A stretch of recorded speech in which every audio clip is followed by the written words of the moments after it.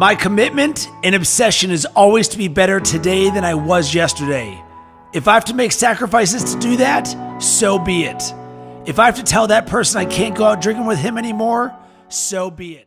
Baby boomers could cover a full year's worth of tuition by working a summer job. But today, that's virtually impossible. The student debt crisis is cracking a lot of American dreams. I have $105,000 in student loan debt, and my family is being crushed by this. 3,000 Americans every single day are defaulting on a student loan. 3,000? One every 28 seconds. That means that every day, 3,000 people are going to have a tougher time getting a car loan, renting an apartment, or even passing an employment verification check, digging a hole deeper and deeper. Americans currently owe $1.3 trillion in student loan debt. That's enough to pay for 3.5 million American homes. I have over $130,000 in student loan debt. I went to educate myself, and I'm being punished for it. The average tuition for a four-year school has more than doubled since the 1980s, and that doesn't even include room and board. So how did this happen? Let's look at two factors: state politics and a market created around easy money. More people than ever are attending college, while per-student state funding to public institutions has declined.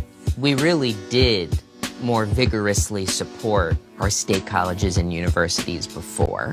And then there's that issue of readily available money. The student loan marketplace has created an environment where it's easy for 18-year-olds to take out tens of thousands of dollars in student loans, and the people who set the tuition know that. It just was too easy to raise tuition because it was so easy to borrow money. Nearly 40% of jobs now require post-secondary education just to get in the door. Millions of young Americans feel that they were given an impossible choice. Skip college, and those job options are going to massive debt. So we wanted to hear more about that choice. We're told to go to college, get educated, but I'm getting educated, and here I am with, tons of school debt. Michael Garassi got a great job in the tech industry, but because of his student loans, he couldn't afford to move to the job location. Instead, when we meet him, he's living with his parents and working a $14 an hour job at Walmart to pay off his more than $100,000 in debt. I think it's really ironic. We go to school to get a job, but the reason I wasn't able to take a job was because of school, because of my loans. What a trap. What a trap door. It really is. Christian and Justin together have close to $120,000 in student debt. I think about it every day because we want to start a family, but it's the roadblock. We're not able to start having kids because of the financial burden.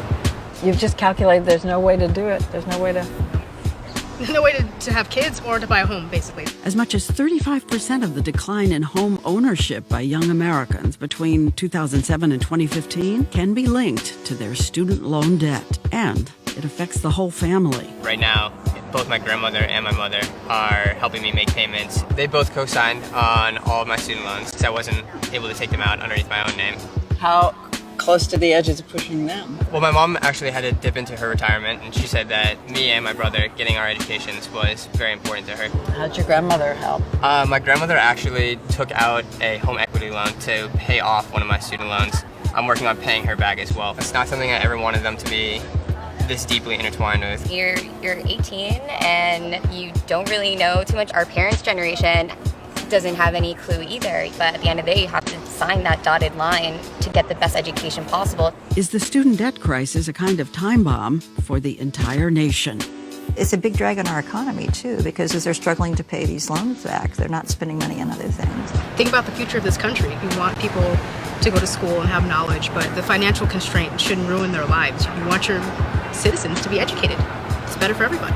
A stark reality for an economy that increasingly depends on college-educated Americans.